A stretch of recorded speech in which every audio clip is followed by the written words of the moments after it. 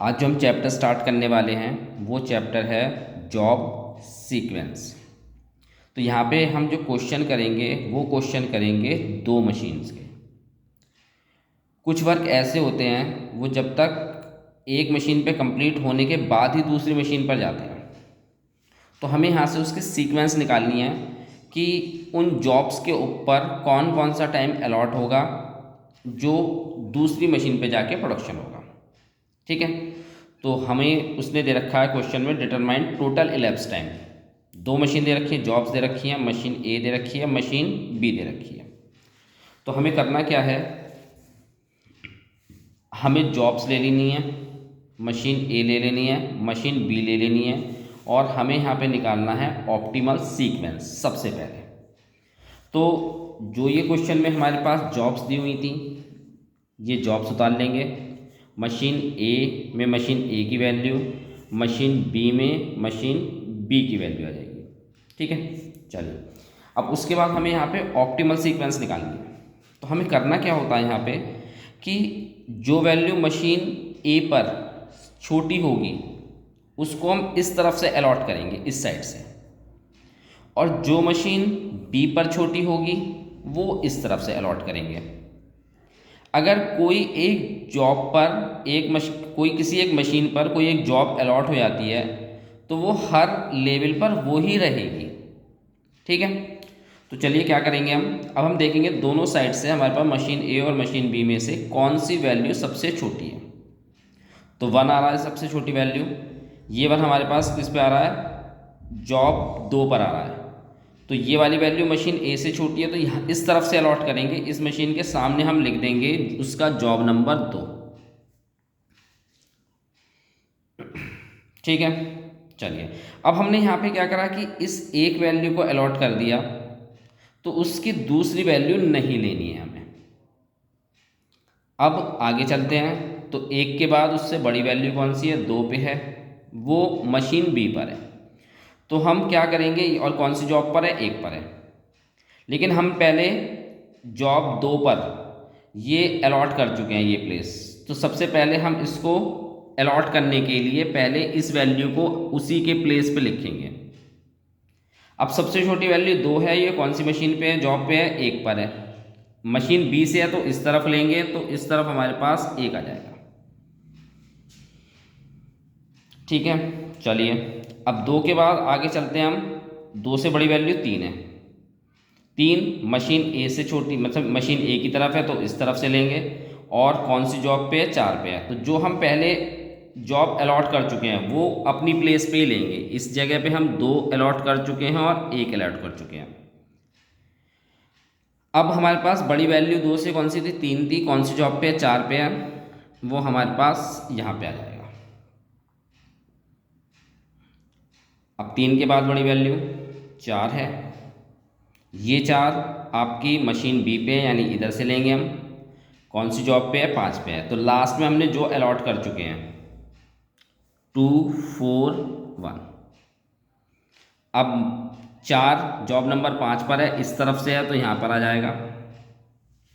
अब लास्ट में आपके पास ये वाली वैल्यू ये ही बची हुई है बस केवल, तो 7 है, इससे 4 के बाद बड़ी वैल्यू 7 है, क्योंकि बाकी की तो हमने एक वैल्यू लेने के बाद उसकी दूसरी वैल्यू लेनी ही नहीं है। तो अब हमें लास्ट में क्या करना है, 2 4 5 1। कौन सी जॉब बच रही है, 3 बच रही है, ये 3 आ जाएगा। ठीक है, अब हमारे पास ऑप्टिमल सीक्वेंस कितनी आ गई, 2 4 3 5 1। चलिए तो अब हम इसको लिख भी लेते हैं सीक्वेंस में। Optimal sequence 2 4 3 5 1। अब जो कि उसने पूछा था हमसे, कैलकुलेशन हमें करनी है टोटल टाइम एलएप्स की। तो उसके लिए आपको टेबल बनानी पड़ेगी दूसरी। जो ये जॉब्स आई हैं यानी टोटल एलएप्स टाइम आया है, तो इसमें करना क्या है हमें,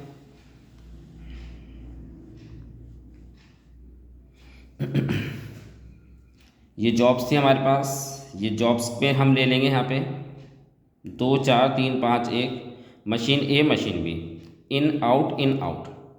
अब क्या होता है कि जब भी कोई मशीन स्टार्टिंग में चलती है, जब भी स्टार्टिंग की टाइमिंग होती है उसकी, तो ज़ीरो होती है, क्योंकि ज़ीरो के बाद ही चलना स्टार्ट करेगी। ठीक है, और तो उसका स्टार्टिंग टाइम क्या होता है, ज़ीरो होता है, तो यहाँ पे आपको ज़ीरो ही कंसीडर करना है। चलिए अब हम क्वेश्चन ले लेते हैं, ज़रा क्वेश्चन देख लेते हैं। ये क्वेश्चन था हमारा। तो हमारे पास जॉब नंबर 2 पर मशीन 1 पर क्या वैल्यू थी, 1 है, तो ये हमारे पास इसका आउट टाइम 1 आ जाएगा। ठीक है, जॉब नंबर 2 पर मशीन ए पर वैल्यू कितनी थी हमारे पास, 1 थी, 1 आ गई। अब जो इसका आउट टाइम होगा वही इसका इन टाइम होगा, क्योंकि जब ये मशीन अपना वर्क कंप्लीट करेगी तभी इस पर दूसरा वर्क आएगा, तो यानी जो इसका आउट टाइम होगा वो इसका इन टाइम होगा। ठीक, अब जॉब नंबर 4 पर मशीन 1 पे कितनी वैल्यू है, 3, ऑलरेडी 1 घंटा तो यहाँ पे आ चुका है, 1 आ चुका है, इसमें ये वाला 3 ऐड कर देंगे, 4। अब इसका आउट टाइम कितना आ गया, 4। जब तक इस पे ये वाला काम कंप्लीट नहीं होगा तब तक दूसरा वर्क तो नहीं अलॉट लग सकता इस पे, तो जो इसका आउट टाइम होगा वही इसका इन टाइम हो जाएगा।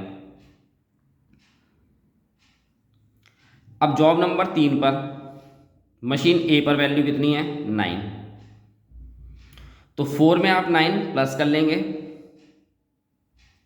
13 हो गया। फिर जो इसका आउट टाइम होगा वही यहाँ पे इसका इन टाइम हो जाएगा।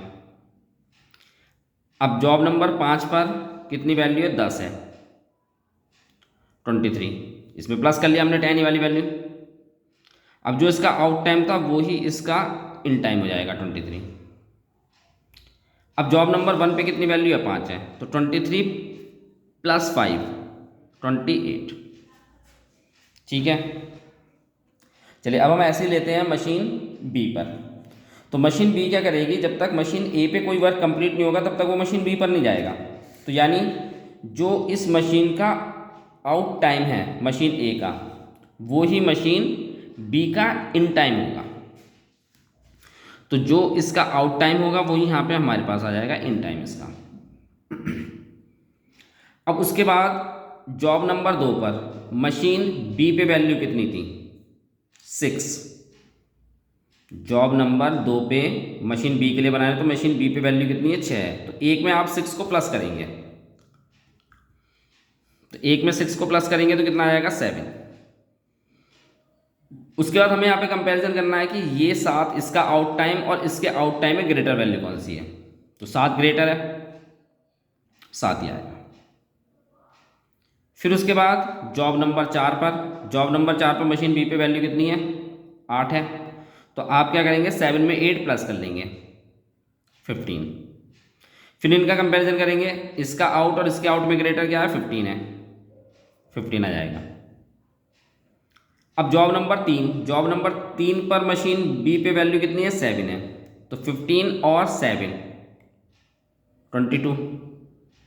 फिर ये कंपैरिजन होगा, इसका आउट और इसका इन, आउट दोनों में ग्रेटर वैल्यू कितनी है, 23 है, तो हम यहाँ पे 23 ही लेंगे, क्योंकि ग्रेटर कितना है, क्योंकि जब तक ये वाला वर्क पहले कंप्लीट कर रहा है, लेकिन ये तो 23 घंटे बाद ही जो है वर्क छोड़ेगा, तो यानी कि जो इसका आउट टाइम होगा वो इसका इन टाइम होगा। चलिए आगे चलते हैं। 5 पर जॉब नंबर वैल्यू कितनी है, 4 है, तो 23 में 4 ऐड करेंगे, 27। अब फिर इसका कंपैरिजन करेंगे, 27 और 28 कितना हो गया, ग्रेटर, 28 हो गया। अब लास्ट बच रहा है आपका 1।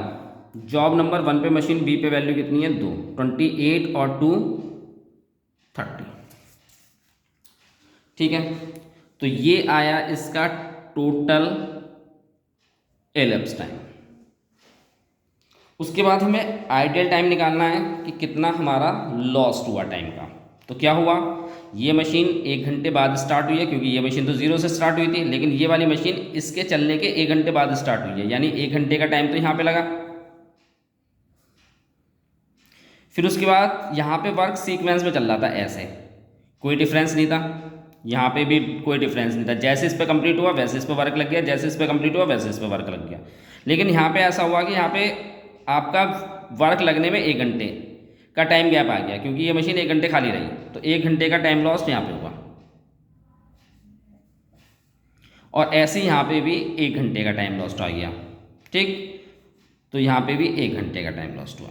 तो टोटल टाइम कितना लॉस्ट हुआ 20, यानी केवल 3। ठीक है, तो ये 2 मशीन का क्वेश्चन था आपका। इसमें 3 मशीन, 4 मशीन, 5 मशीन ऐसी भी मशीन्स आती हैं। तो फिलहाल हम वो क्वेश्चंस आगे करेंगे। चलिए जी, ये समझ में आ गया होगा आप लोगों को।